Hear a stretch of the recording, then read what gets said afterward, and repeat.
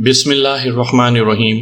سامعین کرام، آپ سن رہے ہیں اردو کہانی مدد طلب، جس کے مصنف ہیں کاشف زبیر، اور یہ اس سلسلے کی پہلی قسط ہے۔ مجھے امید ہے آپ کو میری یہ کاوش پسند آئے گی۔ آپ نے اگر ابھی تک میرا چینل کہانی گھر سبسکرائب نہیں کیا تو ابھی میرے چینل کو سبسکرائب کر کے بیل نوٹیفیکیشن آن کر لیجئے، تاکہ آنے والی ہر نئی کہانی کی اطلاع بر وقت آپ تک پہنچ سکے۔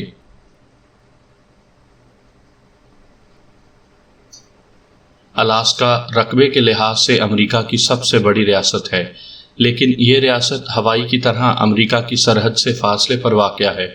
اس کا زمینی جغرافیہ کینیڈا اور قطب شمالی سے جڑا ہے، لیکن قطب شمالی کوئی زمین نہیں ہے بلکہ منجمد سمندر ہے، جس پر برف کی ایک بے حد موٹی تہہ ہمہ وقت تیرتی رہتی ہے۔ برف کی یہ تہہ بعض مقامات پر حیرت انگیز حد تک موٹائی رکھتی ہے۔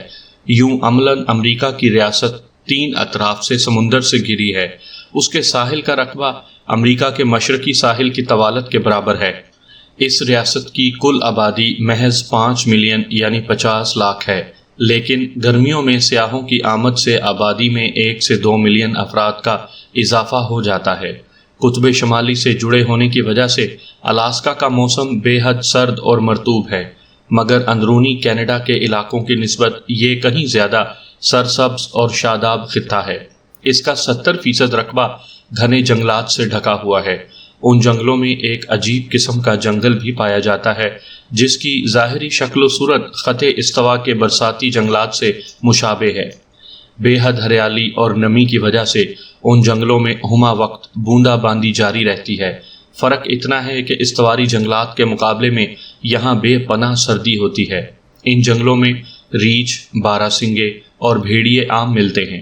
خاص طور سے الاسکا کا سرخ ریچھ ایسا جانور ہے جو دنیا میں کہیں اور نہیں پایا جاتا۔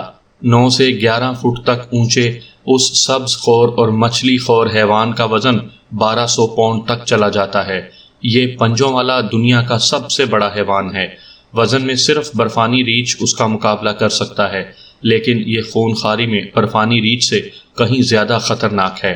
الاسکا میں فطری ماحول کسی حد تک برقرار ہونے کی وجہ سے یہاں پر جانوروں کی بے شمار اقسام پائی جاتی ہیں، جن کے شکار کے لیے دنیا بھر کے شکاری الاسکا کا رخ کرتے ہیں۔ الاسکا میں لا تعداد دریا، ندیاں اور جھیلیں ہیں۔ ان میں دنیا کی لذیذ ترین ٹراؤٹ مچھلیاں پائی جاتی ہیں، جن کے شکاری گھنٹوں پانی کے کنارے بنسیاں ڈال کر بیٹھے رہتے ہیں۔ ان کے علاوہ باراسنگے اور دوسرے جانوروں کے شکاری بھی آتے ہیں۔ شکار کا شمار الاسکا کی بڑی صنعتوں میں ہوتا ہے، اور سیاحت کے ذریعے بھی یہاں خاصی آمدنی ہوتی ہے۔ اس کے علاوہ یہاں بے شمار معدنیات موجود ہیں، جن میں سر فہرست پیٹرولیم اور قدرتی گیس کے بے پناہ ذخائر ہیں۔ دیگر متعدد معدنیات اور دھاتیں اس کے علاوہ ہیں۔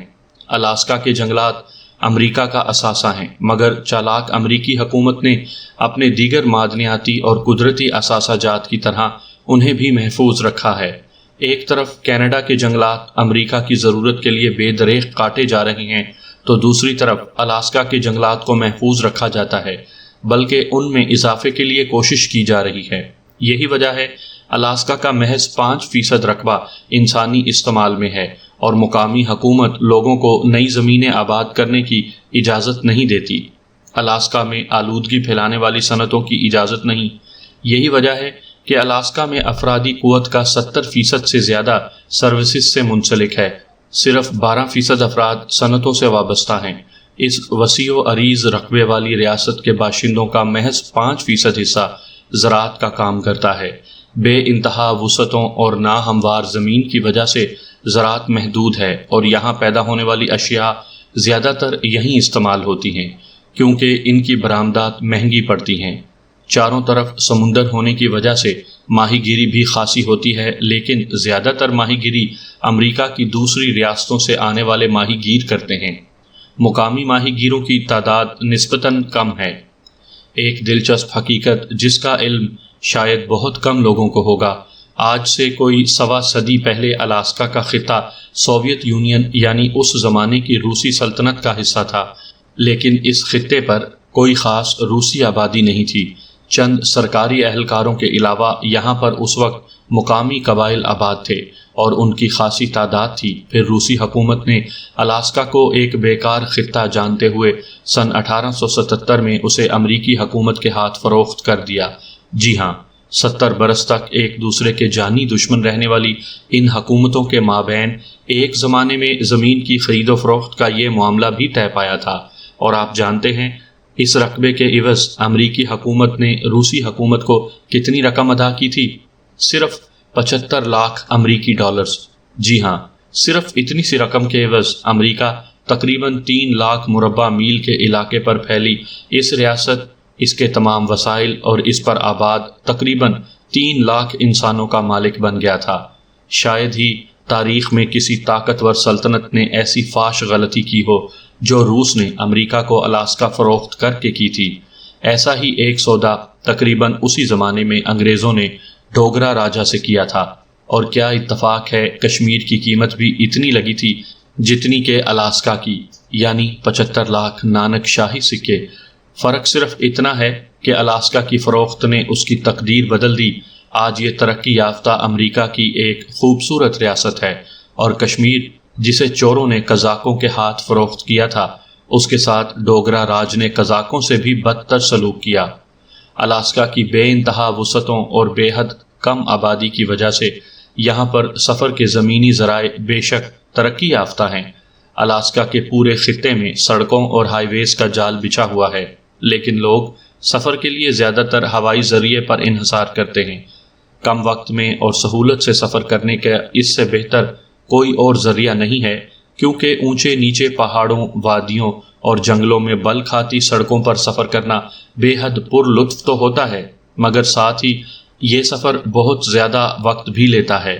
الاسکا کے جنوب مغربی شہر سینٹ ماریس سے ایک پرواز 19 جنوری 1997 کی رات 11 بجے سے ذرا پہلے روانہ ہوئی۔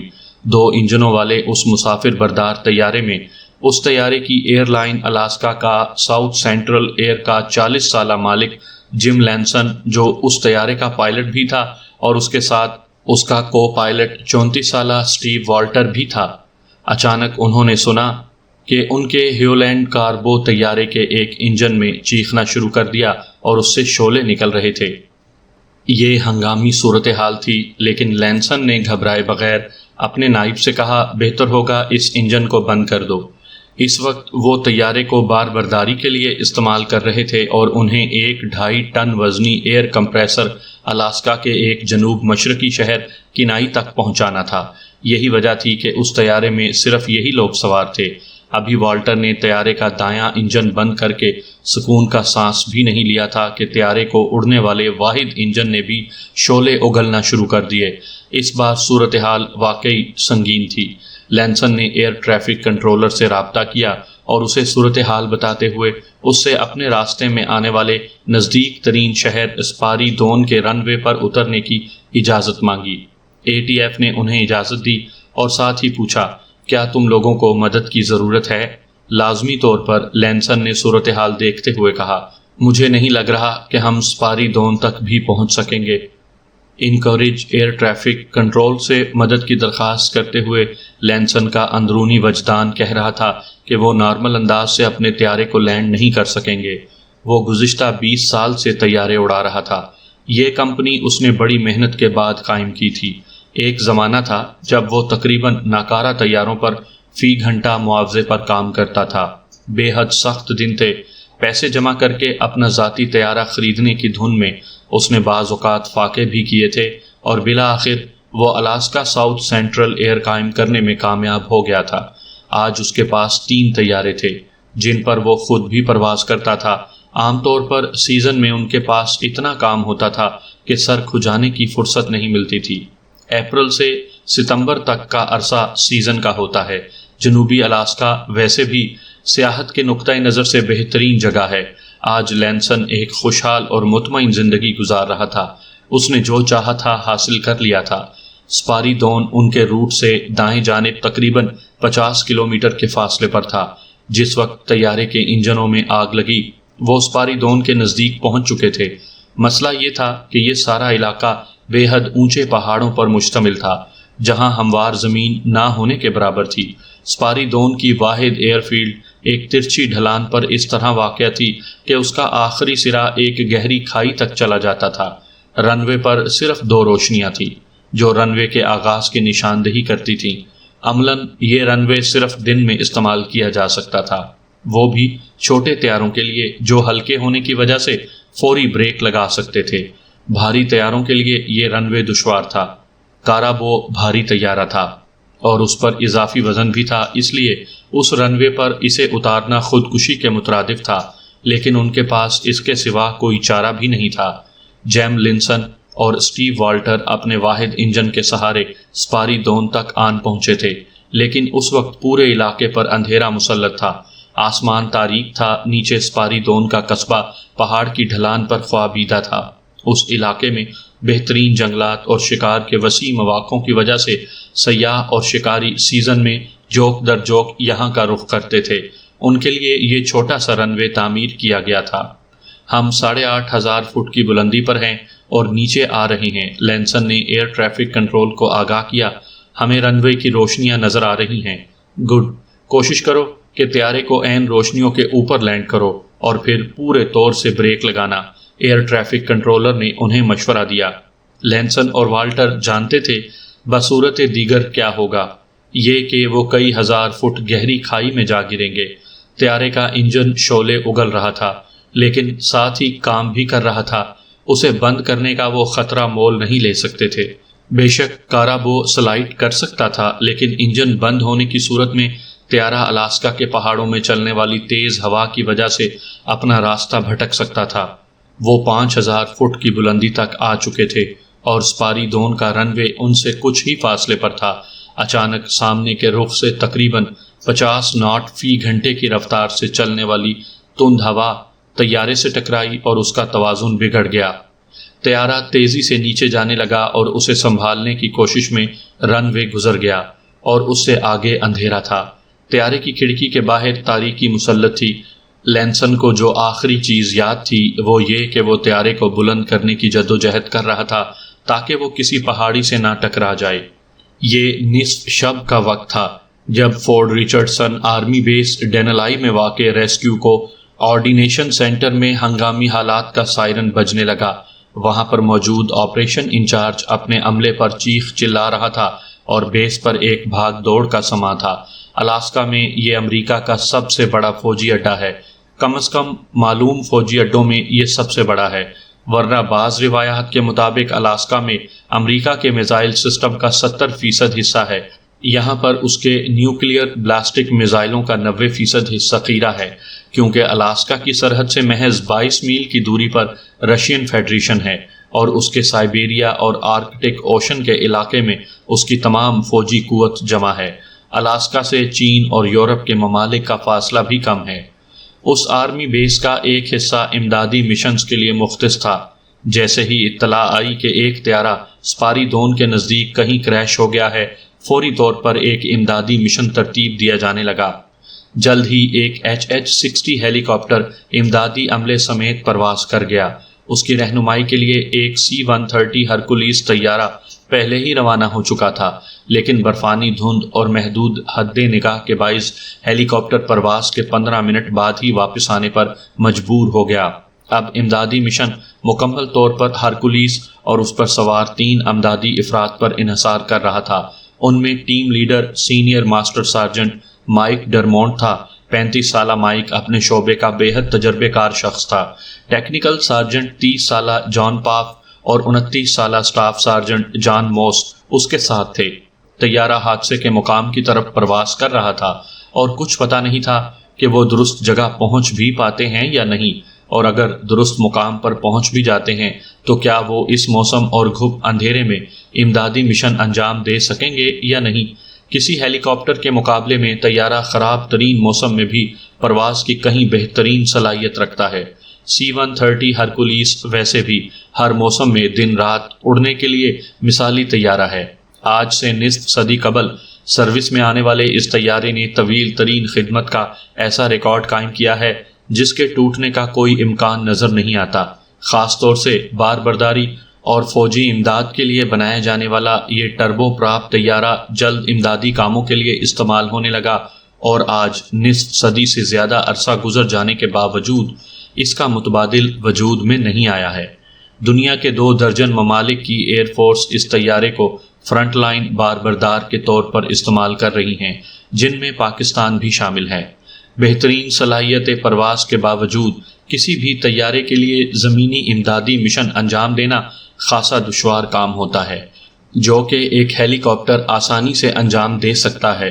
دشوار گزار اور ناہموار پہاڑی مقامات پر ایک ہیلی کاپٹر ہی درست طریقے سے امدادی مشن انجام دے سکتا ہے، خاص طور سے جب زخمیوں کو فوری طور پر ہسپتال منتقل کرنے کی ضرورت ہو۔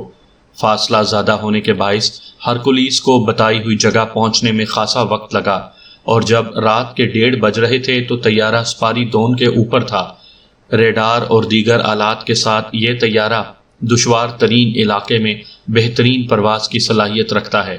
مطلوبہ مقام تک پہنچ کر طیارہ 4000 فٹ کی بلندی پر چکر لگانے لگا، مگر مکمل تاریکی کی وجہ سے نیچے کچھ دیکھنا ناممکن تھا سوائے نائٹ ویژن گاگلز کے۔ اس لیے طیارے کے لوڈ ماسٹر کرک وائٹ ہارٹ نے ایک فلیئر نیچے گرایا۔ بے حد تیز روشنی کے ساتھ جلنے والا یہ فلیئر پیراشوٹ کے سہارے ہوا میں معلق ہو جاتا ہے، اور اس کی تیز روشنی میں نصف مربع میل کا علاقہ صاف نظر آنے لگتا ہے۔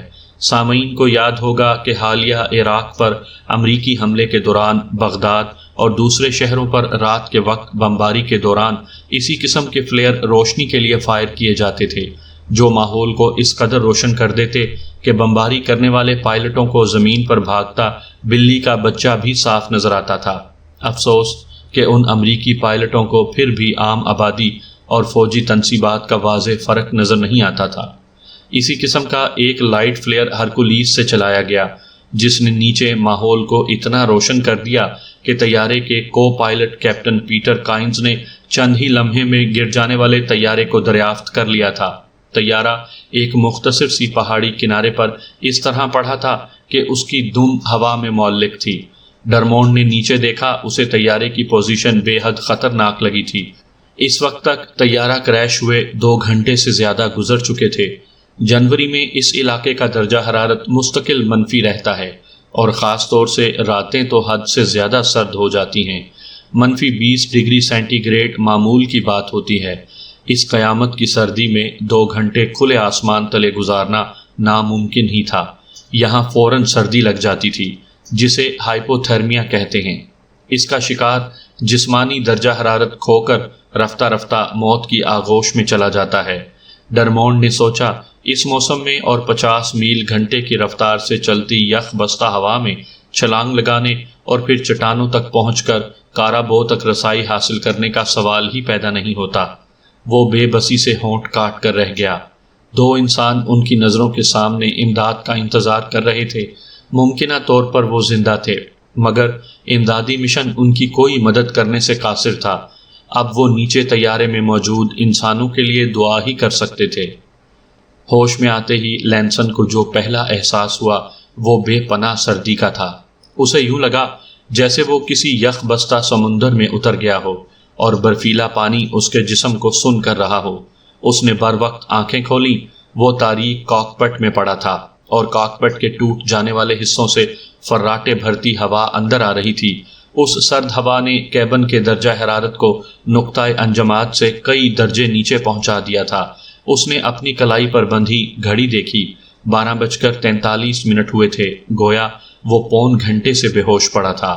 اس نے اپنے پاس ہی سیٹ پر پڑے والٹر کی طرف دیکھا۔ ہلکی سی روشنی میں اس کا ہیولا بالکل ساکت تھا۔ لینسن نے اپنی نشست سے ذرا اٹھتے ہوئے بدقت خود کو سیٹ بیلٹ سے آزاد کیا۔ اس نے ذرا جھک کر والٹر کو چھوا۔ اس کا ہاتھ اگرچہ پہلے ہی سرد ہو رہا تھا، لیکن والٹر کے ہاتھ نے جیسے اسے منجمد کر دیا تھا۔ وہ حد سے زیادہ ٹھنڈا ہو رہا تھا۔ لینسن نے ہمت کی اور ایک بار پھر والٹر کی کلائی تھامی۔ وہ اس کی نبض محسوس کرنے کی کوشش کر رہا تھا، مگر وہاں کسی قسم کی حرکت نہیں تھی۔ اس نے دوبارہ کوشش کی، پھر کوشش کی، اور پھر اس نے جان لیا کہ اس کا ساتھی مر چکا تھا۔ اس کی ناک اور کان سے خون نکل کر منجمد ہو گیا تھا۔ شاید اس کے سر پر کوئی چوٹ آئی تھی جس نے اس کی جان لے لی تھی۔ والٹر سے مایوس ہو کر لینسن نے ریڈیو دیکھا، وہ اس سے ایک فکسڈ سگنل بھیجنا چاہتا تھا تاکہ امدادی مشن پر آنے والے طیارے یا ہیلی کاپٹر اسے تلاش کر سکیں۔ اس نے کوشش کی مگر حادثے میں ریڈیو مکمل طور پر تباہ ہو گیا تھا اور اس سے کسی قسم کا سگنل بھیجنا ممکن نہیں تھا۔ یہ صورتحال مایوسی میں اضافہ ہی کر رہی تھی۔ مجھے اس لعنتی ہوا سے نجات حاصل کرنے کے لیے یہاں سے نکلنا چاہیے، اس نے سوچا۔ اس نے اندازہ لگانے کی کوشش کی کہ اس کا جسم کہاں کہاں سے ٹوٹ پھوٹ کا شکار ہوا ہے، مگر پورے جسم میں کچھ اس طرح درد ہو رہا تھا کہ کسی ایک جگہ کے بارے میں اندازہ لگانا مشکل تھا۔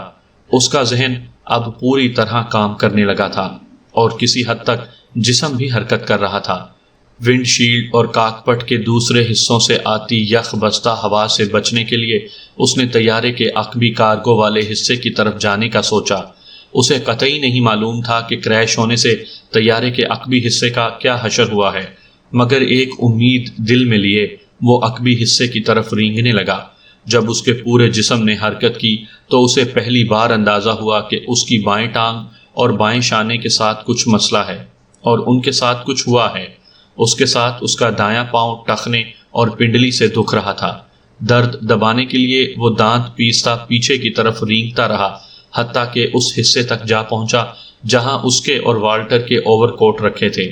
اس نے اپنا اوور کوٹ پہن لیا اور پھر انجن کو ڈھانکنے والے کورز اوڑھ کر لیٹ گیا۔ وہ جانتا تھا اسے ابھی طویل انتظار کرنا ہے۔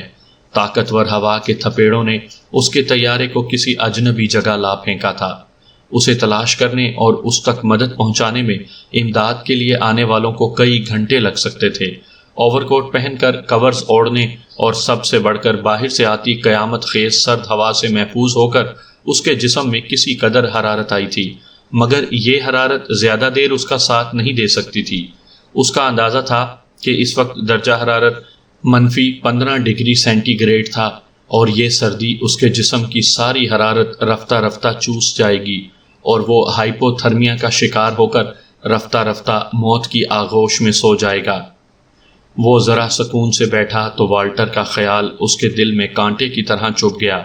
بانکا سجیلا والٹر گزشتہ کئی سالوں سے اس کے ساتھ تھا۔ اس حادثے میں والٹر ہی کیوں مارا گیا؟ وہ کیسے بچ گیا؟ وہ زخمی تھا لیکن کوئی بھی زخم سنگین نوعیت کا نہیں لگ رہا تھا۔ اپنے زخموں کے بارے میں سوچتے سوچتے خیالوں کا رخ ایک بار پھر والٹر کی طرف مڑ گیا تھا۔ جب والٹر اس کے پاس ساؤتھ سینٹرل ایئر بیس آیا تو وہ 1800 گھنٹے کی پرواز کا شاندار تجربہ رکھتا تھا۔ خاص طور سے وہ چھوٹے طیارے خراب حالات میں بھی اڑانے کا ماہر تھا۔ اسے طیارے کی مشینری پر مکمل عبور حاصل تھا۔ گزشتہ کچھ عرصے سے والٹر اور اس کی بیوی سمندر کے پار ایک طویل پرواز کا پروگرام بنا رہے تھے۔ ان کا مقصد غیر ممالک میں کام کرنے والے مشنریز کے لیے فنڈز جمع کرنا تھا۔ اب وہ بیچاری کبھی اس پرواز پر نہیں جا سکے گی۔ مسز والٹر بھی اچھی پائلٹ تھی۔ کئی بار وہ ساؤتھ سینٹرل ایئر کی پرواز پر والٹر کے ساتھ رہی تھی۔ والٹر اور اس کی بیوی کے بارے میں سوچتے سوچتے اس کو اپنی بیوی سوزن کا خیال آیا جو بےتابی سے گھر پر اس کا انتظار کر رہی ہوگی۔ وہ جب بھی رات کی پرواز پر جاتا تھا سوزن اس کے لیے بے حد فکر مند رہا کرتی تھی۔ وہ اس سے اتنی ہی محبت کرتی تھی جتنی کہ کوئی وفاشوار بیوی اپنے شوہر سے کر سکتی ہے۔ اسے معلوم نہیں تھا کہ سوزن کو اس کے طیارے کے حادثے کی اطلاع ملی ہے یا نہیں، اور ملی ہے تو وہ کس حال میں ہے۔ لینسن نے تصور میں اسے نم آنکھوں کے ساتھ فون کے پاس کسی اچھی خبر کے انتظار میں بیٹھے دیکھا۔ وقت آہستہ آہستہ گزر رہا تھا۔ لینسن ہر تھوڑی دیر بعد اپنی گھڑی دیکھتا تھا۔ رات 2 بجے کے قریب اسے کسی طیارے کی آواز سنائی دی۔ اس کے تجربے کار کانوں نے اسے ایک C-130 طیارے کے طور پر شناخت کر لیا۔ یہ طیارہ یا تو فوجی بار بردار یا پھر امدادی مشن کے لیے استعمال کیا جاتا تھا۔ وہ ایک دم پر امید ہو گیا۔ اس کا مطلب تھا کہ امداد آ گئی تھی۔ لینسن چونک کر اٹھ گیا۔ اسی لمحے طیارے سے فلیئر گرایا گیا۔ اس کی روشنی طیارے کی باڈی میں ہو جانے والی سوراخوں سے اندر آ گئی۔ لینسن کے پاس ایک ٹارچ تھی۔ وہ طیارے کے سوراخوں سے اس کی روشنی گھمانے لگا تاکہ اگر C-130 والوں نے اس کے طیارے کو دیکھ لیا ہے تو وہ اس روشنی سے اندازہ کر سکیں کہ طیارے میں ابھی زندہ لوگ ہیں اور ان کی امداد کے لیے زمین پر جانا ضروری ہے۔ لینسن جانتا تھا کہ تاریکی اور 50 ناٹ فی گھنٹے کی رفتار سے چلتی ہوا میں کسی قسم کا امدادی فضائی مشن ممکن نہیں ہے۔ اس موسم میں نہ تو ہیلی کاپٹر پرواز کر سکتا ہے اور نہ پیراشوٹ سے نیچے اترا جا سکتا ہے۔ اس کے باوجود ایک امید کے سہارے وہ دیوانہ وار ٹارچ سوراخوں سے گھماتا رہا۔ طیارہ جا چکا تھا، باہر دن کی روشنی پھیلی ہوئی تھی اور وہ ٹارچ گھمائے جا رہا تھا۔ جب C-130 واپسی کے لیے بلندی پکڑ رہا تھا، اچانک جان پاف چلایا، اے واپس چلو، میں نے طیارے میں ایک روشنی دیکھی ہے۔ یہ سنتے ہی سب پر امید ہو گئے تھے۔ C-130 واپسی کا ارادہ ملتوی کر کے دوبارہ نیچے آنے لگا۔ اب ہر ایک نے اس روشنی کو دیکھ لیا تھا جو طیارے کے سوراخوں سے کبھی نظر آتی اور کبھی غائب ہو جاتی۔ ڈرمونڈ نے دوربین سے اس روشنی کو دیکھا، یقینی طور پر طیارے کے اندر کوئی ٹارچ سے سگنل دے کر اپنے زندہ ہونے کا ثبوت دے رہا تھا، یعنی اس نے بھی طیارے کی آواز سن لی تھی اور وہ پر امید تھا کہ مدد آ گئی ہے۔ کیا وہ اس شخص کی امید توڑ کر واپس چلے جائیں، محض اس لیے کہ حالات امدادی مشن کے لیے موزوں نہیں تھے؟ کیا وہ نیچے اترنے کا کوئی راستہ تلاش نہیں کر سکتے تھے؟ فلیئر جلتا ہوا زمین پر گرنے سے پہلے گرنے والے طیارے سے میلوں دور جا چکا تھا۔ تیز ہوا اسے حقیر تنکے کی طرح اڑائے لیے جا رہی تھی اور اس ہوا میں براہ راست کارابو تک پہنچنے کا سوال ہی پیدا نہیں ہوتا تھا، بلکہ ان کا محفوظ طریقے سے زمین تک پہنچ جانا بھی معجزہ ہی ہوتا۔ تیز ہوا ان کے پیراشوٹ کے چیتڑے اڑا سکتی تھی یا انہیں پہاڑ پر دے مارتی۔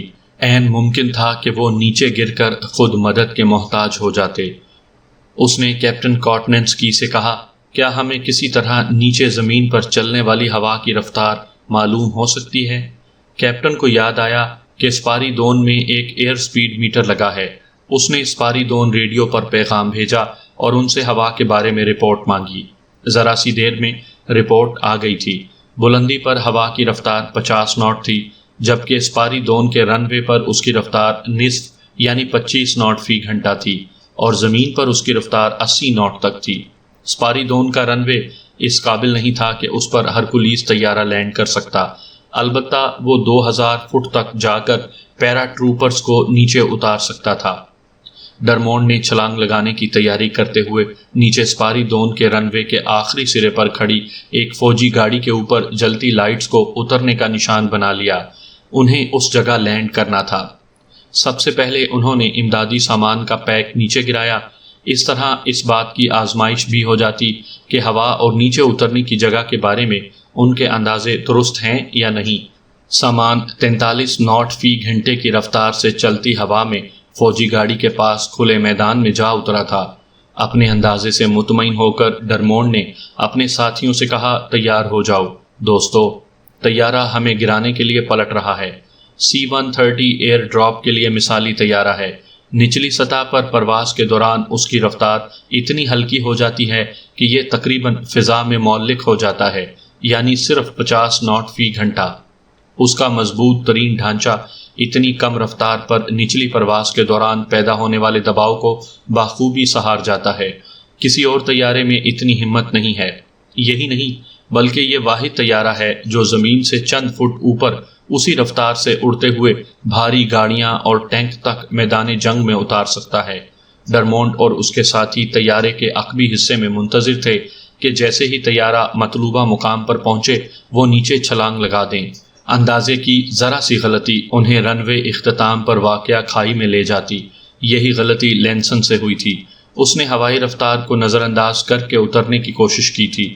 ڈرمونڈ کی نظریں سرخ بلب پر جمی تھیں۔ جیسے ہی یہ روشن ہوتا انہیں نیچے کود جانا تھا، اور جیسے ہی بلب روشن ہوا ان تینوں نے یکے بعد دیگرے چھلانگ لگا دی۔ لیڈر ہونے کے ناطے ڈرمونڈ نے سب سے پہلے چھلانگ لگائی۔ اس کے پیچھے جان موس آیا، اس کے بعد جان پاف نے چھلانگ لگائی تھی۔ فضا میں آتے ہی ڈرمونڈ کو جو پہلا احساس ہوا وہ بے پناہ تیز اور یخ ہوا کا تھا۔ ہوا کے شدید تھپیڑے اسے اڑا لے جانے کے لیے بے قرار تھے۔ اس کے پاس زیادہ وقت نہیں تھا۔ چھلانگ لگانے کے 5 سیکنڈ بعد اسے پیراشوٹ کھول لینا تھا۔ اتنی سی دیر میں وہ کوئی 200 فٹ نیچے آ جاتا۔ اس کے بعد رن وے کی زمین ان سے صرف 500 فٹ کے فاصلے پر رہ جاتی۔ اتنے کم فاصلے سے چھلانگ میں ساری اہمیت وقت کی ہوتی ہے۔ اندازے کی ذرا سی غلطی انہیں کسی دردناک انجام سے دوچار کر سکتی تھی۔ ڈرمونڈ نے 5 سیکنڈ پورے ہوتے ہی پیراشوٹ کھولنے والی ڈوری کھینچ لی۔ اسے جھٹکا لگا، پہلے چھوٹا پیراشوٹ کھلا اور اس کے بعد بڑا پیراشوٹ۔ زمین جو اس کی طرف جھپٹ رہی تھی یکدم رک گئی۔ ان کا اندازہ اس قدر درست تھا کہ موس عین گاڑی کے پاس اترا تھا، جبکہ ڈرمونڈ اور پاف ذرا فاصلے پر زمین پر گرے تھے۔ انہوں نے تیز ہوا کے باوجود مکمل اور محفوظ لینڈنگ کی تھی۔